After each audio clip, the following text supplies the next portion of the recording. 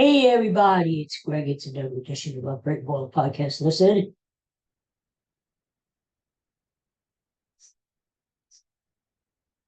Alexa, turn it up. You want to hear this song. Because this is one of the sensual, the sexiest songs ever written or recorded. It's called Father Figure. It's by the great George Michael. And the reason I'm playing this is because Taylor Swift introduced her new album, Life of a Showgirl.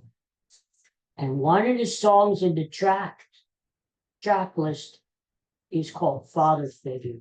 Now, whether she rewrote the song, another song, or she's re-recorded this one, but this is it.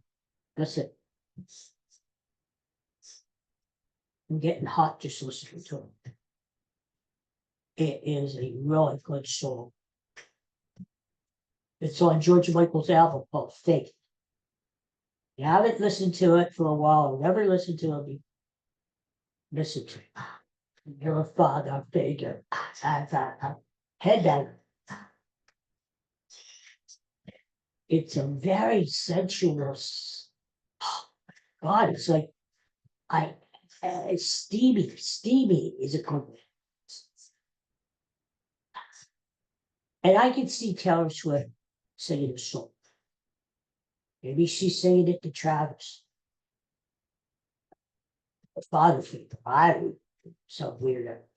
They're both 35. He's not older. But I don't know. Maybe she just likes the song.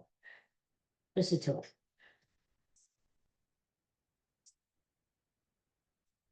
Oh, babe. Yeah, this George Michael guy, he was a great singer back then. He was part of Wham. They did Wake Me Up Before You Go, before you go to the bathroom. I don't know.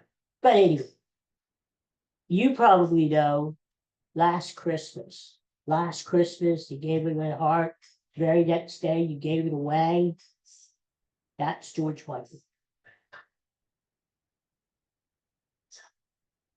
And then he went out on his own, and the first album was called Faith. And that's the album this song is from.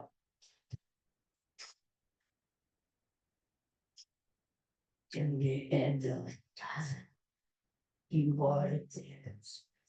I have seen if you the hunger for me. Do you hear those words? Do you listen to those words? Oh my God. It's sort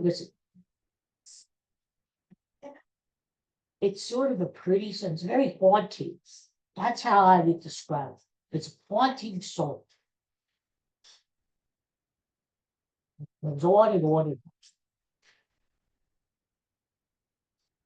But I can see Taylor Swift recording the song. So we'll have to see. I think the album's out on October 3rd.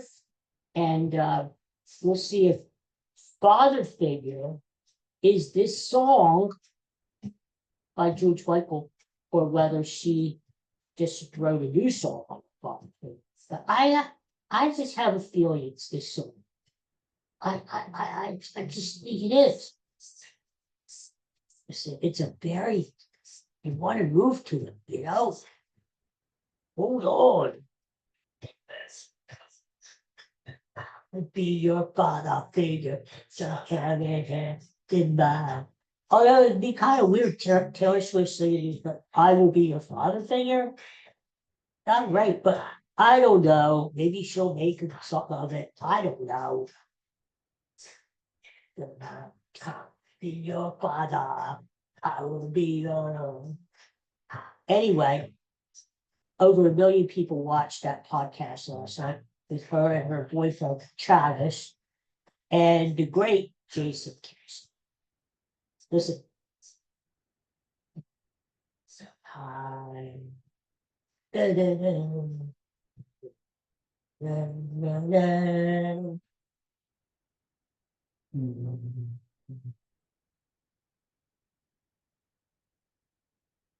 What a song. What a song. We're just going to have to wait and see, right? Is that the father figure? Anyway, you know it now. If you didn't before, play this song over and over and over and over again and get it ingrained into your head, okay? And what I would do if I were you, seriously, I would listen to the whole album. It's called Faith.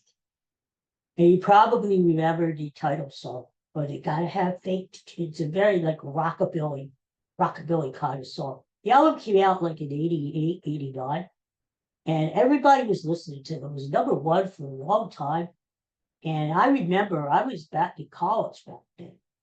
And people, George Michael really changed his look, his whole demeanor. When he was with Wham, he had this like long hair. He kind of looked like a girl. Okay. He kind of looked like a girl. But he changed the whole thing. When he came back after he left Wham, he had facial hair, beard, and facial hair.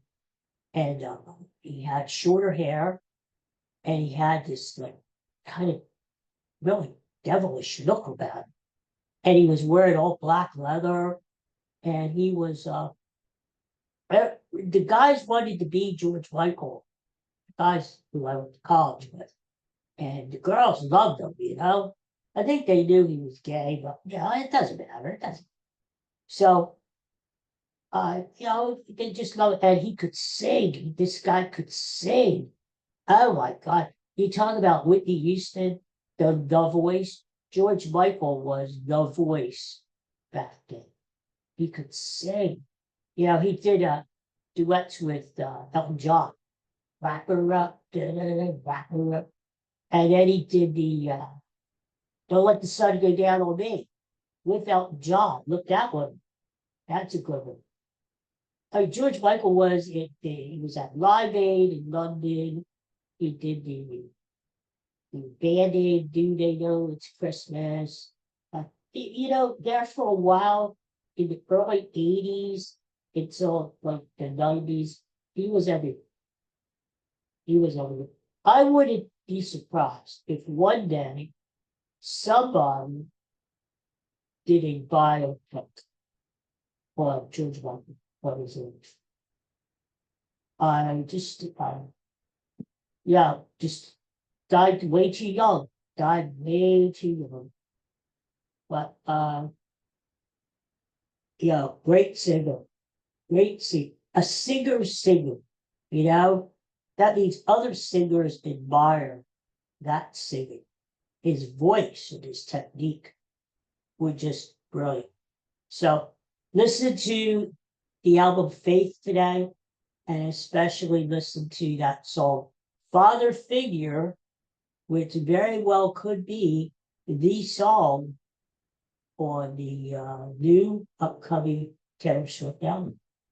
So, yeah. Couple other things. Birthdays. 3 birthdays today. Noteworthy. Halle Berry, the beautiful Halle Berry, 59 today. Happy birthday, Halle Berry. Actually, Halle Berry, I can't say her name. Halle Berry liked me one time on Twitter. Yes, the real Halle Berry. I don't know why. I said something to her or something, and she liked me back. So I was like, okay, Halle Berry. But still beautiful. Odie 59. 59, when I was growing up, was like you were ready for about you're old. Not anymore. 59 is like the new 30. You just don't get started. You just get started. So, Halle Berry, you're just getting started. And then we have Magic Johnson, turned 66 years old today. The great basketball player. Now he's like an entrepreneur. He owns part of the Dodgers baseball team. I don't know if he still does. He used to own all these movie theaters. So he was rich before. Now he's like super rich. Like a billionaire. And I remember Magic Johnson when he played for Michigan State against Larry Bird. That was the big rivalry, Larry Bird with Magic Johnson. Not only in college, but all the way into the pros. Magic Johnson seemed like the Lakers and the Celtics played almost every year for the championship back in the 80s, except for the year that our Sixers won. And Magic Johnson was a hell of a player. He was a great passer, good rebounder, could do like Pete Maravich could do behind the back, blah, blah, blah. He wasn't that great of a shooter. He was more of a scorer than a shooter. But he got better as time went on. He got better with like 3-point shots and stuff. But Magic Johnson, happy birthday to you, even though you were a stinking lousy Laker. And then finally, the piece de resistance of birthdays today. Happy birthday to the great, iconic Steve Martin, 80 years old today. 80, the big 80. Happy birthday, Steve Martin. I've always liked Steve Martin. He's the one of the few people that could crack me up. It takes a lot to make me laugh out loud. It really does. He is one of the people over the years that can do it. Between his stand-up routines, when he used to be on with Johnny Carson, now he's in the Murders in the Building with Martin Short. Steve, I used to love him on Saturday Night Live. He'd play all these different sketches, the Coneheads. He used to like host their fake like Jeopardy stuff, the game shows. He was just great, and he's still great. And so, happy birthday, Steve Martin. And may you keep going on and on and on, because he's still funny as hell. And I think he hosted the Oscars a couple times. Always a great monologues. Everything, nothing he has done has really like embarrassed. You know how some people like say something embarrassing, and like Will Smith slapped that Chris Rock that time. Remember that? And Steve Martin has never gotten into anything embarrassing like that. He has always had. So in his movies, The Jerk, I like some of his movies, not all of them. The Jerk was good. Father of the Bride, Pennies from Heaven. Not really like classic movies, but okay. Anyway, Steve Martin, one of my favorites. Happy birthday. I gotta say, look at you see the Eagles won the Super Bowl this year. Hello, McFly. In case you don't know, the Eagles won the Super Bowl, and they are reigning world champions. And they start to defend their championship 3 weeks. 3 weeks from tonight. The Eagles play at home at the lake against the stinking rotten Dallas Cowboys. Woo-hoo. And that's the night that the Eagles will raise the championship banner for all to see. And the Cowboys have to sit there and watch it before getting their asses kicked. But it kicks off the NFL season, which is always great. And what a night. 3 weeks from tonight. I can't wait. So, even though the Phillies are still playing, they lost 2 out of 3 in Cincinnati. It happens. There's still 5 games ahead of the stinking rotten Mets. And I think the Phillies are going to win the division and be in the playoffs. Now, how far in the playoffs they're going to go, we don't know. But let's hope that they go far. Phillies are going to get some reinforcements, by the way. Aaron Nola's coming back next week. Alec Bohm is close to coming back. Hopefully Andrew Pater will be up soon to give the team a boost. So I like the Phillies' chances. I do. But as I was going to say, while we got the Phillies on the road to the World Series, we got our Eagles opening up in 3 weeks, defending the World Championship. And I can't wait. So, all right, everybody, that's it for today, huh? Was it a good show, huh? It was all right. It was all right. Daddy here clued you in a little bit in case you're not familiar with Father Figure, all these Swifties out there. Maybe a little too young for that, but now you know what you know.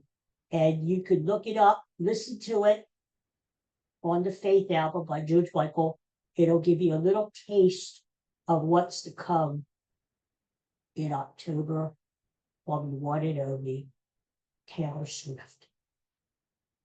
And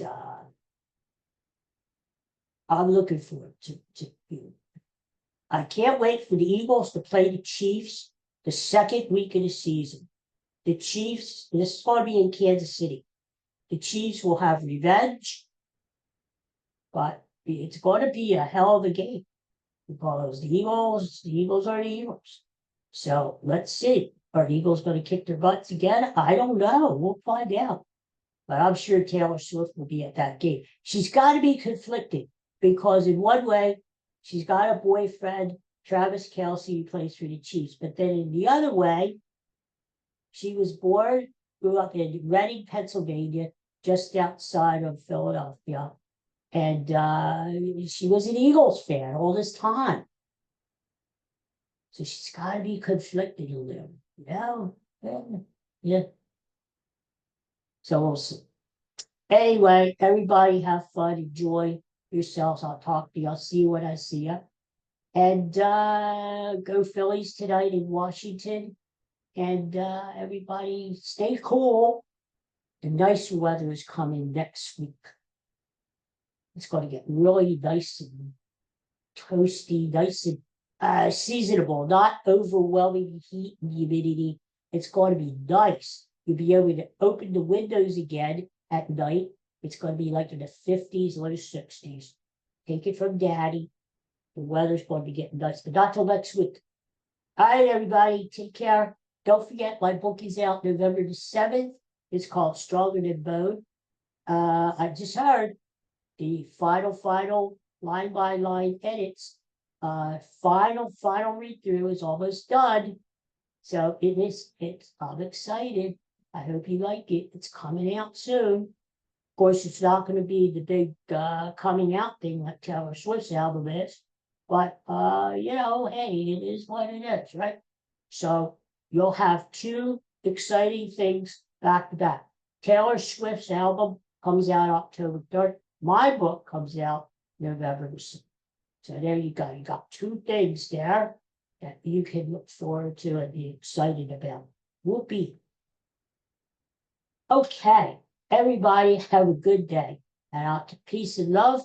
And I'll talk to y'all soon again. Take care. Bye.